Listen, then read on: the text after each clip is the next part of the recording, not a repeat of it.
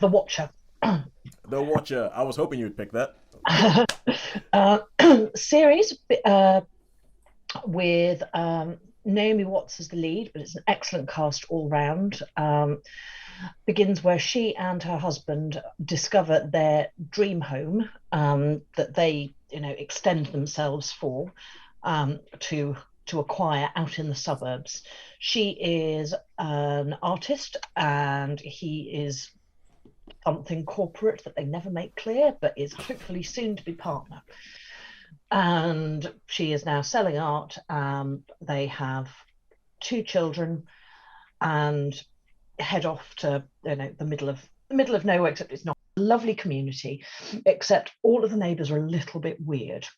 So they sort of open the door and find their neighbors in their garden collecting wild rocket, or sitting on deck chairs looking at their house, just generally peering at them in a slightly sinister fashion. And they, being city types, do not warm to this slightly bizarre, neighborhood sort of camaraderie. There Can you say hot fuzz? well, there are, yes, arguably some elements of that. There, by the way, her old friend and their now estate agent is Jennifer Coolidge, who is very, very Jennifer Coolidge, but quite wonderful. And I just want to say, so I think Jennifer Coolidge has gotten to that stage where she plays Jennifer Coolidge in everything.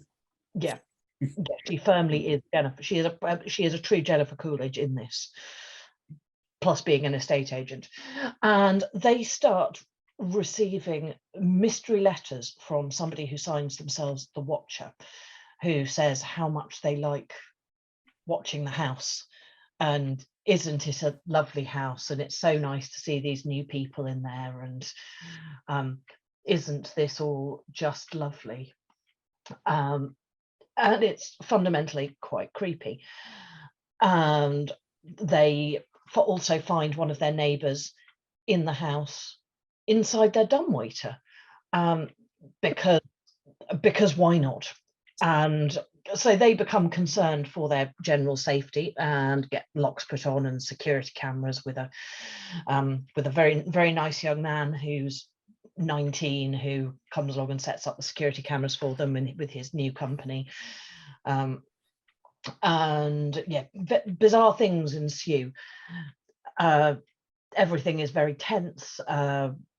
Not good things happen. So the wife and the kids go and stay in a motel at night, so that they're not in the house where people may be doing bad things or whatever. And the overall premise from there is, who is this Watcher? What do they want? How dangerous are they?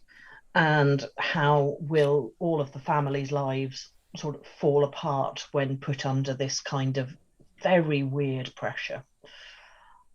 It's a very good watch. I binged it on New Year's Eve. In fact, I watched the entirety of it on New Year's Eve, curled up on the sofa. I very much enjoyed it. I would put it on my list of potentially maybe someday watching again, to pick up on the things that I missed because I wasn't paying attention, of which I have many. I think it gets a 3.5. Right. Would recommend. So, oh, wait a second. Sorry, it was muted there. So essentially, for if you're listening to us for the first time, that is Holly's version of, yeah, this is a really good thing. I would put it on my watch again list, because Holly is a serial rewatcher. So rewatcher of the Watcher. Never mind. So okay, now this is a Ryan Murphy thing. So he of Glee and everything like that. And I think Ryan Murphy, I don't know, Sean, what would you say? Is he Marmite? I think so, yeah, because didn't he start off the American Horror Story He did, yeah, he thing? did American Horror Story. I think he's still in charge of American Horror Oh, Story. is he? Right. And then there was one about, was it Scream Queens or something that he Yeah, he did? did Screen Queens as well. Yep. Yeah. So they are, I think, yeah, they are ones like love them or hate them, because I loved Glee, but then I didn't really sort of get into this other stuff. But I was really I sort of Glee just sort of caught my imagination when that came out, even though I was like 30 years too old for it. But people were like, "What is it?" And I was like, "You've got." We had like this Glee fan club at work where we all like loved it. Yeah. But if they didn't get it, they just did not get it at all. Yeah. I mean, it's more American Horror Story than Glee. Yeah. But it's not American Horror Story. But the thing about it is that I feel like if you're going to look at all of his stuff, a lot of Ryan Murphy's stuff is it would, okay, I'm going to be lazy and use the term guilty pleasure, because it's a little bit trashy, it's a little bit kind of like, oh come on, so that's a bit far-fetched, and you either buy into it or you don't. Like, I think he did The Politician, which the first season of I watched, and I quite like that. He also did Hollywood on Netflix, because he has a big deal with Netflix. He did Ratchet on Netflix, which the idea I didn't agree with. Like, why do we need a biopic of Nurse Ratched when she was young from One Flew Over Cuckoo's Nest? What is the point of that? And he did Hollywood. There's a series called Hollywood, which has really, really good production values, but my God, annoyed the life out of me. The end of that season is so dumb, and it's so dumb as to be insulting to everybody who lived at that time in 1950s Hollywood. But anyway, so yeah, I was just wondering about that with Ryan Murphy. But so with this, Holly, does it go into the sort of guilty pleasure-y type stuff, like a bit trashy, a bit soap opera-y, or not? Not quite. I know that's sort of somewhat unhelpful, but it's not trashy soap opera, but it is quite.